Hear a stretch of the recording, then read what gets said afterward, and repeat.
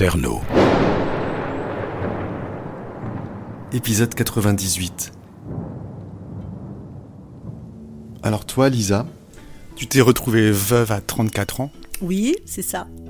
Et tu me disais que tu avais appris que il y avait eu un gros problème de mensonge. Oui.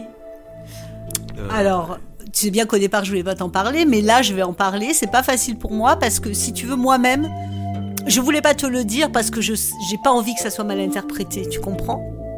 Je te le dis à toi. Tu voulais la fin de l'histoire. Je te la raconte. C'est pas vrai? À la dernière réunion de copro, j'ai évoqué cette histoire de serial killer devant mes voisins. Thierry qui tuait les vieilles dames. Ah ouais? C'était son passe-temps favori. Il tuait comme d'autres vont au bureau. C'est pas du tout mon truc. Mais pourquoi? C'est peut-être bien la mort. La mort, ça ne me pose aucun souci. Ça viendra quand ça viendra. Ceux qui vivent, ce sont ceux qui luttent. Elle est très gentille, cette petite Catherine. Insouciante. J'ai failli marcher sur un rat. Cabinet d'avocat, bonjour. Je suis en transition. C'est ça la vie. Je sais pas si tu l'as vu, ma chatte. Voilà une belle question. Mais j'avais envie de vivre. Ich heiße Thorsten Wolleck. Il voulait être appelé Haussmann. Mais c'est quoi ça? C'est une catastrophe cette enquête.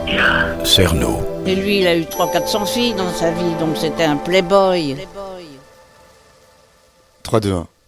Bon, je vais te raconter ce que c'est, mais en même temps, aujourd'hui, on dirait qu'il est mythomane. Tu vois, un peu comme Jean-Claude Roman, tu te souviens, celui qui a, voilà. Moi, je sais pas si je peux employer ce mot, parce que c'est un peu la réalité. Mais il m'inventait des choses, et je vais te raconter quoi. Mais ce qui est assez terrible pour moi, c'est que, en fait, j'y croyais dur comme fer, alors que je suis une femme plutôt scientifique, et que je me dis que j'étais d'une naïveté incroyable, que peut-être que si je n'avais pas cru ces mensonges, j'aurais pu faire des choses et l'aider ou le sauver même, tu vois. Enfin, c'est un peu complexe. Je ne sais pas si je dois être en colère contre lui ou l'admirer pour ce qu'il a fait. Je ne sais pas s'il était conscient ou s'il n'en était pas conscient. Je pense qu'il était conscient quand même. Bon, globalement, il s'est inventé une vie. Donc, il faut bien tout remettre dans le truc. On est ensemble, on tombe fou amoureux. Bon, moi j'apprends très vite, peut-être au bout d'un mois de relation ou 2 mois, qu'il est séropositif. Alors je pense qu'il avait quand même déjà des capacités à mentir. Donc là, en fait, il a commencé à me raconter des trucs de fou. Par exemple, il m'expliquait qu'il faisait partie d'une bande qui traquait les nazis encore en vie. Enfin, on n'est pas dans les années 40, là, tu vois, on est en 1900, tu vois, il doit rester 4 nazis sur la planète, quoi. Enfin bref. Alors pourquoi ? Parce que lui, il était très mince. Et donc, lui, si tu veux, il était chargé de rentrer, tu vois, par des vasistas et tout, parce qu'il était hyper agile et hyper mince. Voilà, ça, c'était son truc. Et donc, cette bande, ils avaient un signe de reconnaissance, c'était une bague. Et en fait, dans cette bague, alors, je vais te la montrer, c'est celle-là. Donc, c'est une bague en argent, on dirait une chevalière un peu, avec une pierre carrée noire. Tu la portes à ton pouce gauche. Parce mais en fait, à un moment donné, c'est la mienne, en fait. Parce que j'ai voulu faire partie, non mais tu vois, la meuf, de sa bande, là, de son... Et donc, un jour, il est arrivé avec ça en me disant, ça y est, tu en fais partie, quoi. Il avait une bague et puis moi, j'avais la mienne. Et alors, à l'intérieur, il est censé y avoir un de mes cheveux, voilà, qui a été mis lors d'une cérémonie sur une île grecque, voilà. Donc, il te raconte ça, t'as 26 ans. T'es amoureuse? 28. Non, en fait, je suis paniquée parce que je suis passionnée. C'est ça, tu vois, c'est très dur, je te le raconte, mais je pense que les gens vont dire, mais quelle stupide. Mais en même temps, je sais pas comment t'expliquer. C'est un truc, tu es passionné. Le sida, je crois que c'était la pire des choses pour les jeunes à cette époque-là. Moi, je tombe dessus. Je pense que j'étais clivée. Il y avait un côté de ma tête qui pouvait aller bosser et tout, et l'autre qui était totalement flippé, donc qui pouvait croire.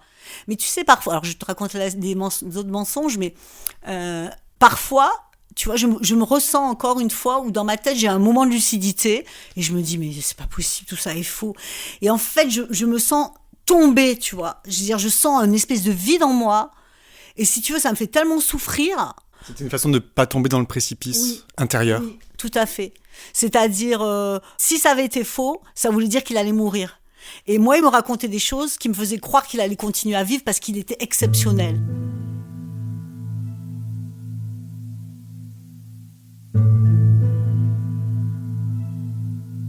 Voilà, il faut comprendre que parfois, dans la vie, il y a des moments psychologiques où tu peux être extrêmement naïve parce que vraiment, le sida, c'était un truc énorme. Donc, psychologiquement, tu peux aller dans des trucs, quoi. Je pense qu'en même temps, tu sais, j'ai beaucoup réfléchi, hein, ça faisait aussi briller mon ego, en fait. Tu vois, waouh, moi je suis avec un mec qui fait partie d'une bande, tu vois, aussi. Il était devenu un super-héros, en fait. Exactement. C'était aussi, alors un jour, il était dans la rue, et des bouddhistes étaient venus le voir, en lui disant qu'il était la dernière réincarnation du Dalai Lama. Donc, voilà. Alors, je sais plus exactement les détails, hein, parce que bon, il y en avait un de Dalai Lama, mais en fait, lui, il était d'une autre branche, si tu veux. Alors, il devait les rencontrer, les voir, voilà. Ce qu'il me racontait aussi, c'est qu'avec, alors, tu sais, c'est très mélangé parce qu'il m'en a raconté tellement. Il était extrêmement riche aussi. Il avait un compte en banque, bon, que j'ai jamais trouvé, hein, en Suisse. Ou au Luxembourg. Tu vois, c'était encore plus malin. Parce que tout le monde dit un compte en Suisse. Et quand tu dis un compte en Luxembourg... C'est moins évident. Ben oui, tu vois. C'est moins évident que ce soit un mensonge. Et donc, avec ce... Alors, je sais plus comment il gagnait cet argent, mais peut-être avec toujours son club, là. Il construisait des orphelinats en Afrique. Et puis alors encore un autre de ces mensonges, c'est que par exemple, lui, il n'allait pas du tout mourir du sida parce qu'il avait un sang spécial en fait. Et justement, ils étaient en train de l'étudier. Et alors même moi, je me rappelle en disant, mais Sébastien, il faut que tu fasses quelque chose parce qu'il y a des tas de gens qui sont en train de mourir. Si toi, tu as une particularité pour pas mourir, il faut que tu le dises pour que les autres puissent vivre. Voilà, et j'en oublie certainement. Là, je t'ai mis les plus gros. Par exemple, quand on allait je sais pas moi, une fois, il m'a emmené manger. Il faut dire aussi qu'on vivait. Alors, autre détail, tu sais, comme il avait attrapé le sida qu'il était séropositif du fait donc des transfusions, évidemment qu'il avait une somme d'argent. Puisque l'État, vu que c'était l'histoire du sang contaminé, l'État a donné de l'argent. Alors, je sais plus combien il avait eu à l'époque, peut-être 1 million de francs ou un truc comme ça. Et donc, mais qui claquait. Et on claquait comme ça, tu vois. C'est-à-dire, c'était, par exemple, si on a un voyage, tu vois, il prenait le plus bel hôtel, le machin. Donc, tu vois, c'était une drôle de vie quand même. C'était super bizarre. Enfin, voilà. Donc, tu imagines un peu cette vie avec beaucoup d'argent, en même temps le sida. Drôle de truc, quoi. Ouais, c'était une espèce de tourbillon. Tu devais plus savoir où t'étais. Non, et puis je pouvais en parler à personne. C'est-à-dire qu'à l'époque, personne, à part son père et son frère, et un ami, savait qu'il était séropositif. Sa mère, elle le savait pas. Donc on a vécu tous avec ce secret.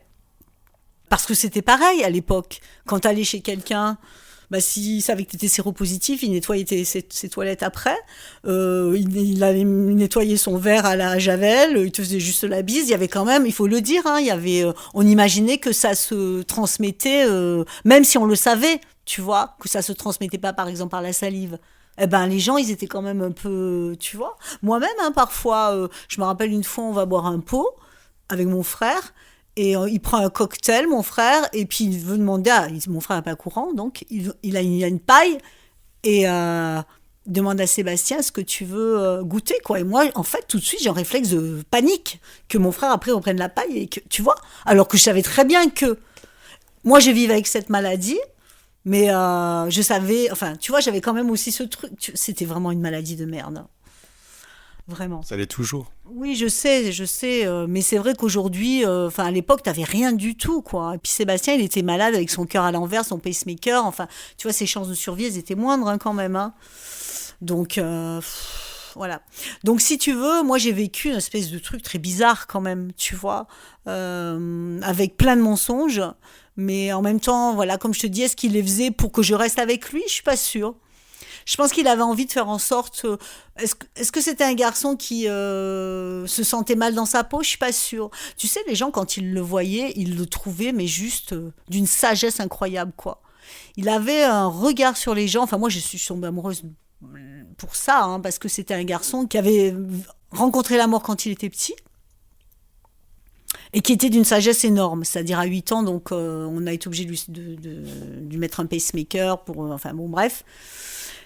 Et il y a une histoire de sang qui est sortie du truc, enfin tu sais, qui font circuler le sang à l'extérieur et tout ça. Et tu vois, il me racontait qu'il ne pouvait pas manger salé, donc il pleurait pour avoir du sel avec ses larmes. Enfin, tu vois, il me racontait ces choses. Et moi, chaque fois, c'était... tout ce qu'il me racontait, c'était merveilleux, quoi. T'étais folle de lui. Oh oui. Mais toujours, hein. Je suis toujours folle de lui, en fait. Hein. C'est... je sais pas comment te dire, il était d'une humanité incroyable. Dans la rue, s'il voyait une injustice, tu vois, je sais pas, il intervenait.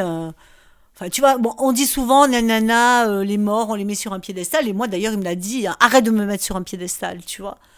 Mais c'est vrai, je le mettais sur un piédestal. Mais en même temps, il faisait tout pour que je le mette sur un piédestal, tu vois, en me racontant ces histoires-là. C'est... voilà. Donc en fait, tu te dis qu'il t'a créé un monde merveilleux pour... peut-être pour oublier la mort qui arrivait. Exactement. Je pense que lui, il savait qu'il allait mourir. Il savait, il a essayé de me dire une fois, et moi j'ai pas voulu, je me rappelle, j'avais Pascal à la maison, c'est un ami, puis il arrive vers moi pour me le dire, et moi je me tape les mains contre le mur en disant c'est pas vrai, je veux pas entendre. Tu vois, je ne pouvais pas entendre. C'était impossible pour moi qu'il meure, je ne voulais pas qu'il meure. Et qu'il essaye de me l'annoncer, tu vois, donc ça fait que... Alors on a parlé parfois de sa mort, moi je lui ai dit, si jamais tu meurs... je veux que tu m'envoies un message. Si tu meurs un jour, je veux que tu m'envoies un message. Voilà. Il te l'a envoyé ? Oui. Oui, je pense qu'il m'a envoyé des messages, il m'a envoyé des trucs super bizarres. Parce que quand il est mort, t'imagines... alors là, vraiment, j'étais... Pendant 6 mois, j'étais une loque. J'étais toute la journée en djellaba. Alors, je prenais ma douche, je mettais la djellaba. Et je sortais de la rue Bayou, puisque j'habitais rue Bayou, pour m'acheter mes clopes et re-rentrer. Voilà, je ne faisais que ça. C'était terrible. J'ai perdu... Enfin, j'étais rachitique, quoi. Et donc, il y a eu des choses super bizarres. C'est-à-dire qu'un jour, justement, je lui ai dit... j'étais dans mon lit, quoi... je me rappelle avoir hurlé, mais montre-moi que t'es quelque part. Tu vois, bon. Parce que je travaillais plus rien, hein. Tu vois, là, moi, j'étais dans un état, une lavette. Hein. Je voyais plus personne, c'était affreux. Et à ce moment-là, il y a la porte qui s'ouvre. Voilà. Et qui était fermée, bien sûr. Elle s'ouvre. Bon. Ensuite, pareil, une fois, il y a... Moi, il disait toujours que j'étais une emmerdeuse. Mais c'est genre, tu sais, c'est le mot d'amour, quoi. Ah, t'es une emmerdeuse et tout. Puis un jour, on était avec son père, et puis un type qui se retourne vers moi et qui me dit, vous êtes une emmerdeuse. Tu vois, alors, les autres vont dire, gna, gna, gna. Mais moi, je m'en fous. Pour moi, c'est des signes. Pour moi, il est là. Ou alors, parfois, une chanson qui arrive. Tu vois, moi, à chaque fois qu'il y a on avait une chanson... c'est Just the Way You Are de... comment il s'appelle ce chanteur noir. Oui, Barry White. C'est Barry White. Just the Way You Are. Et un jour, en fait, moi j'étais dans le lit et tout, je l'attendais souvent. Et il arrive et il y a cette chanson et il m'a dit viens danser. Et j'ai dansé, bon, c'est nul ce que je te raconte, mais moi ça me fait... J'ai dansé ce slow toute nue contre lui. Voilà. C'est pas nul. Ouais, non, non, mais c'est pas que c'est nul, mais c'est bizarre de raconter ça, tu vois. Et je crois que je l'ai jamais raconté à personne, d'ailleurs. Et en fait, si tu veux, à chaque fois que je l'entends, parce que c'est vraiment une musique que tu peux entendre à chaque fois, en fait, c'est comme un message de lui à moi, même si c'est faux, tu vois. Donc, il fait toujours partie de ma vie, hein, et il sera là jusqu'au bout, quoi.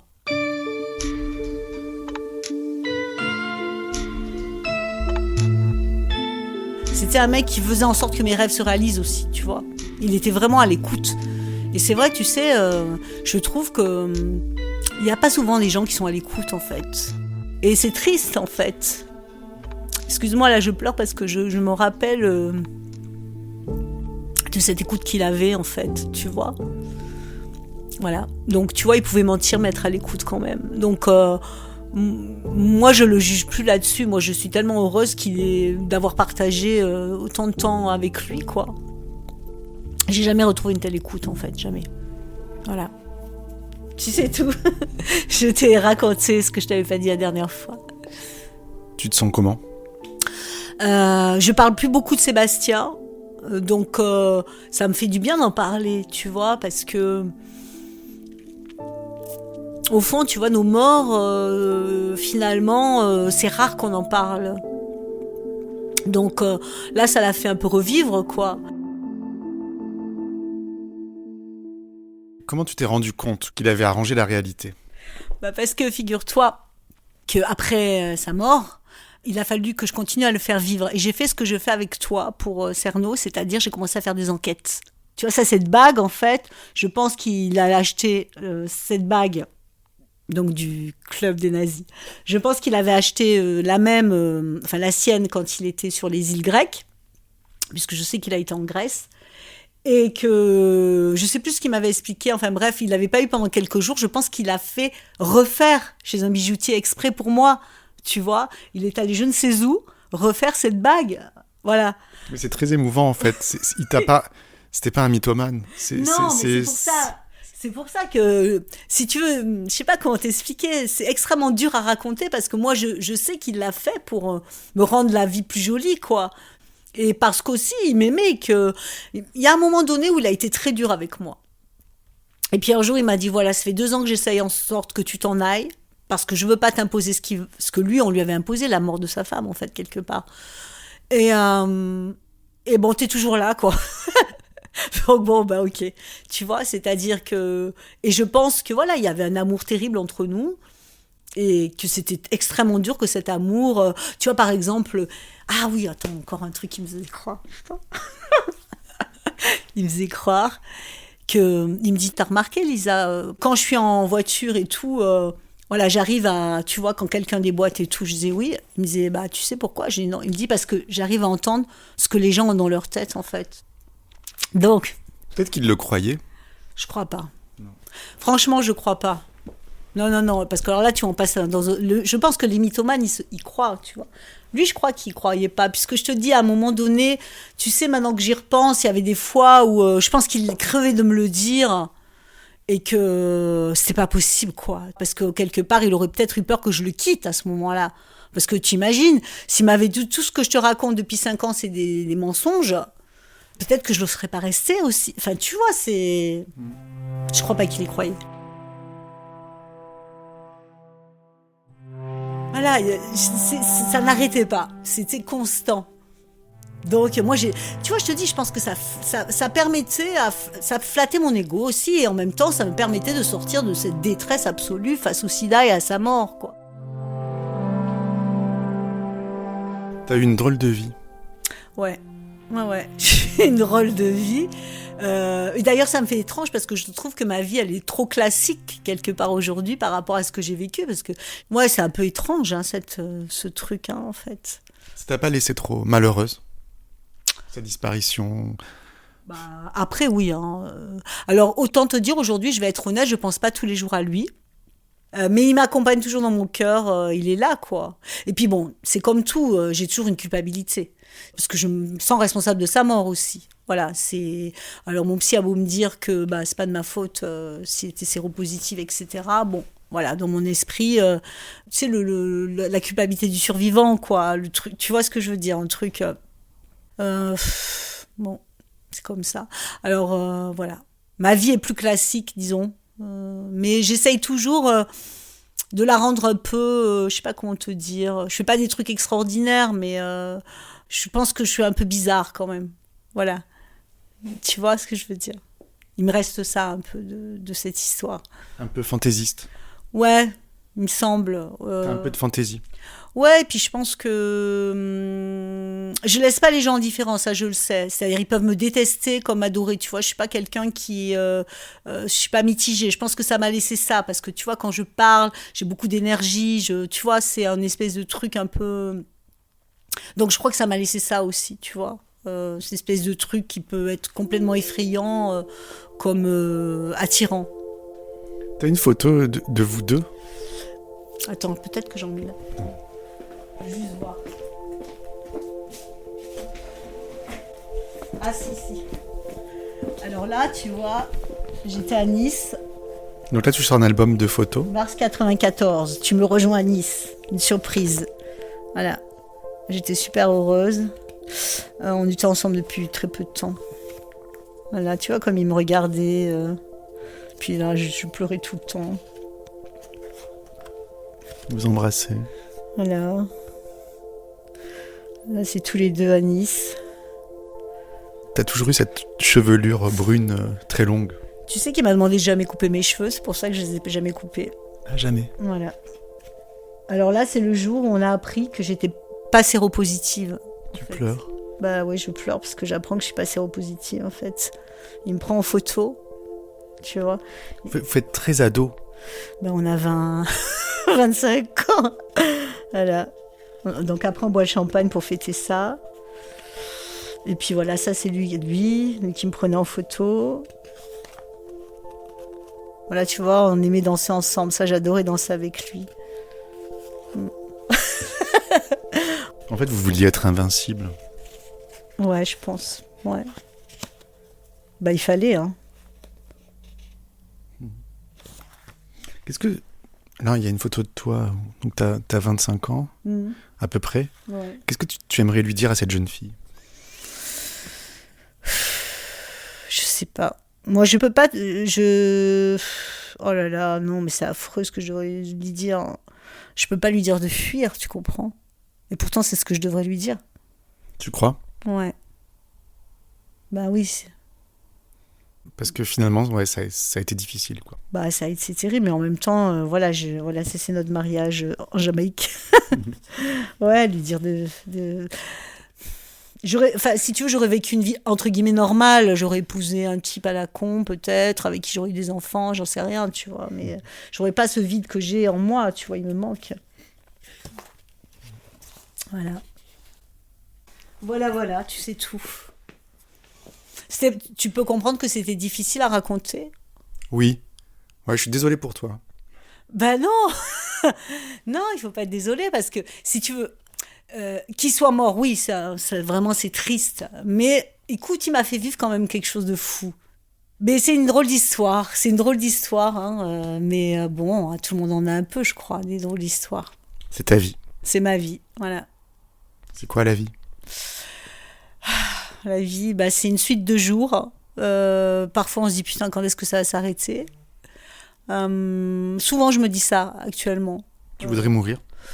Je sais pas, tu vois, je sais pas ce qui va se passer de mieux. Tu comprends ce que je veux dire ? De fabuleux, un truc qui va me faire vibrer, quoi. J'ai pas envie je sais pas comment t'expliquer. Là, en ce moment, j'ai l'impression qu'il y a beaucoup de jours qui se ressemblent. Même si j'essaye de les rendre plus flamboyants, plus, tu vois, j'ai l'impression qu'il y a beaucoup de choses qui se ressemblent. Et parfois, je me dis, mais non, et à un moment donné, il va y avoir une nouvelle étincelle, tu vois. J'ai envie d'une nouvelle étincelle, en fait, qui me permet de retrouver, tu vois, cette espèce de waouh, tu vois, que tu peux avoir parfois dans ta vie. Je suis un peu fatiguée de la vie en ce moment. Et voilà, j'espère que s'il y a une mort, j'espère qu'elle sera un peu rapide. J'ai pas envie de crever dans un hosto ou un truc comme ça, tu vois. Si tu veux, bon, là j'ai 55 ans, d'accord ? Je me dis, bon, il y a encore 15 ans où je peux être mais après... Mais avant de partir, j'aimerais bien retrouver tu vois, une espèce de truc de dingue, quoi. J'ai envie de retrouver un sentiment de dingue, me sentir, voilà. Donc, je sais pas si c'est à moi de le faire ou si c'est la vie qui va m'amener quelque chose, je sais pas. Mais une aventure, quoi. J'ai envie de revivre une aventure, en fait, comme j'ai vécu avec lui, tu vois. Bon, voilà. Je t'ai tout dit, hein ? Merci beaucoup. Bah, je t'en prie.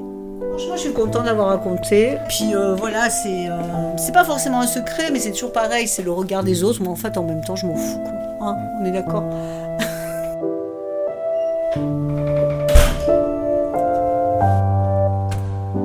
Et puis la mort aujourd'hui de Thierry Paulin, meurtrier présumé de 18 vieilles dames à Paris entre 1984 et 1987. Oui, il est mort du sida.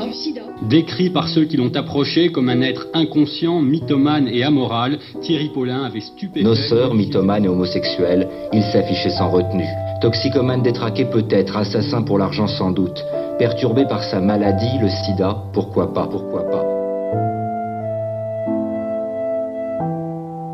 3-2. Ici Cerno. Je suis de nouveau dans le secteur de la rue Bayou, dans le périmètre de la peur, et j'ai rendez-vous avec Alice Lobel, ma voisine de palier, et sa mère Martine, qui ne sait pas vraiment pourquoi Je veux l'interviewer. On a rendez-vous au café qui fait l'angle. Là où j'étais allé dans l'épisode 94 et où j'avais pas été franchement bien accueilli. Je passe devant l'immeuble d'André Gescoff, au numéro 12. Il pleut, il y a une légère bruine. Et maintenant, je passe devant le numéro 4. Et j'ai une petite pensée pour Lisadol. C'est là qu'elle habitait, au rez-de-chaussée à droite de la porte. Il y a 2 grandes fenêtres avec des volets fermés et des barreaux. Et une toute petite fenêtre sur la gauche qui correspond, je pense, aux toilettes. Là où son mari Sébastien est tombé. Ça me serre le cœur. Je continue mon chemin. Et j'arrive au café. Brasserie La Maison du Vin. Elles sont là. Bonjour. Bonjour, ça va ? Oui, très bien, et toi ? Ça va très bien. Bah moi aussi, vous êtes toutes les deux habillées en vert. C'est normal, hein. Est-ce qu'on se ressemble ? Oui, beaucoup. C'est vrai ? Ouais. Ah bah tant mieux. Beaucoup, vous avez un peu la même coiffure, le même sourire, les mêmes yeux. Vous êtes attablé dans ce café, la brasserie La Maison du Vin. Vous connaissez ce café ? Bah non, pas du tout. Vous étiez où, Martine, le 6 janvier 1986 à 11h30 ? À suivre. Et alors que vous allez faire de l'enregistrement là ? Un podcast. À quoi ? Je voulais savoir exactement c'était quoi un podcast. Merci d'avoir écouté cet épisode et rendez-vous dans 15 jours pour la suite de nos aventures. Bisous. Cerno.